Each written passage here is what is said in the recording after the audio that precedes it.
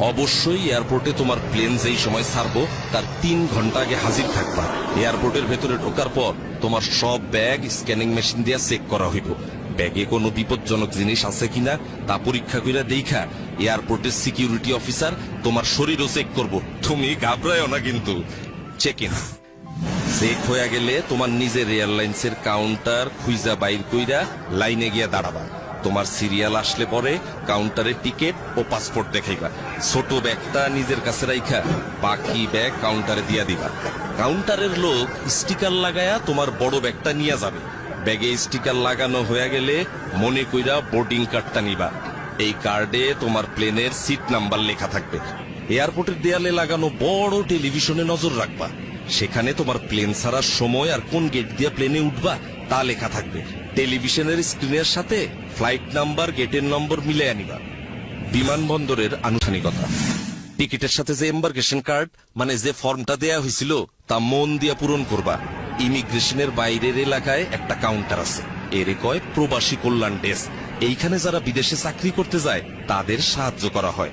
দরকার হইলে ডেস্কের অফিসার তোমার এম্বার্কেশন কার্ড পূরণে সাহায্য করবে।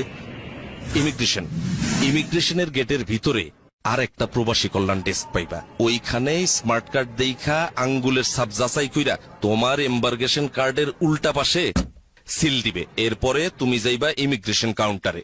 এইখানে ইমিগ্রেশন অফিসারের কাছে তোমার পাসপোর্ট, ছাড়পত্র, ভিসা, পূরণ করা এম্বার্কেশন কার্ড জমা দিবা। ইমিগ্রেশন অফিসার তোমার কিছু প্রশ্ন করতে পারে, ভয় না পায়া সব প্রশ্নের উত্তর দিবা। আপনার বাবার নাম কি? মোহাম্মদ আলী আকবর। বিদেশে কেন যাচ্ছেন? চাকুরি করতে যাইতেছি, ওয়েল্ডিং এর কাজ। কম্পিউটারে রেকর্ড রাখার জন্য ওনারা তোমার ছবি তুলতে পারে, এতেও ঘাবড়ানোর কিছু নাই।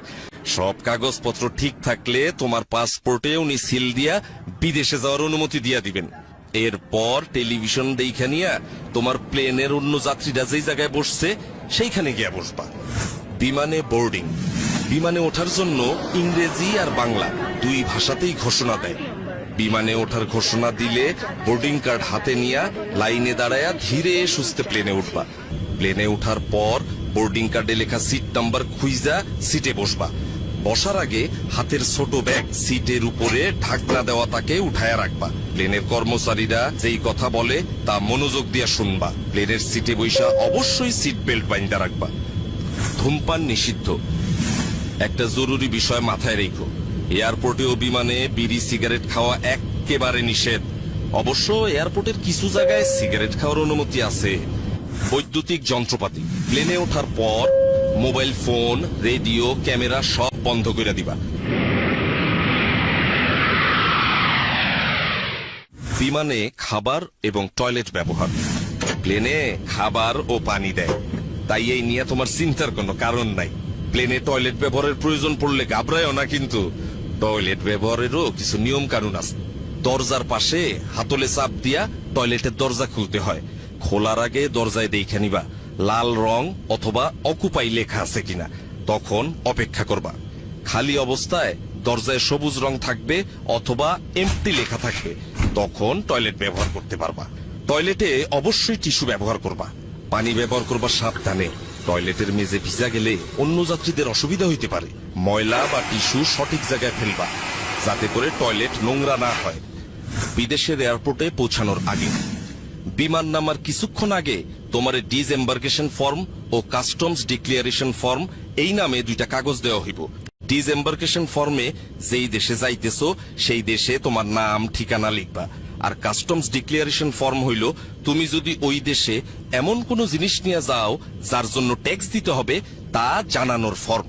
ফর্ম পূরণে কোনো অসুবিধা হইলে বিমানের লোক অথবা পাশের যাত্রীর কাছ থেকে সাহায্য চাইতে পারো।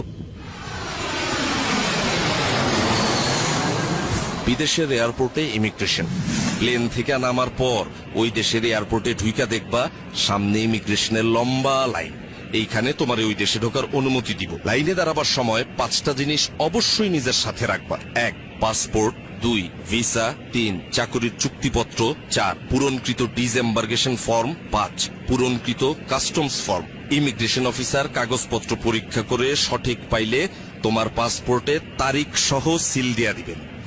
ব্যাগ সংগ্রহ, ইমিগ্রেশনের কাজ শেষ কইরা নিজের ব্যাগ খুঁজে নিতে হবে। মালামাল যেখানে আসে সেই কনভেয়ার বেল্টের উপরে এয়ারলাইন্সের নাম ও ফ্লাইট নাম্বার দেওয়া থাকে, তা ভালোভাবে দেইখা নিয়ে সঠিক বেল্টের সামনে গিয়ে দাঁড়াইবা। কনভেয়ার বেল্ট থেকে নিজের ব্যাগ চিনলে সাবধানে বেল্ট থেকে নামাইতে হইব, যাতে অন্য কোনো যাত্রী আঘাত না পায়। আর যদি কোনো কারণে ওইখানে তুমি নিজের ব্যাগ খুঁজা না পাও, দেরি না কইরা হারানো জিনিসের খবর যেখানে জানাইতে হয় সেই লস্ট অ্যান্ড ফাউন্ড ডেস্কে এবং এয়ারলাইন্সের ডেস্কে খবর দিবা, তারা তোমার ব্যাগ খুঁজা দিবে। আর যদি একদমই খুঁজা না পায় তাইলে তারাই তোমার ক্ষতিপূরণের ব্যবস্থা করব।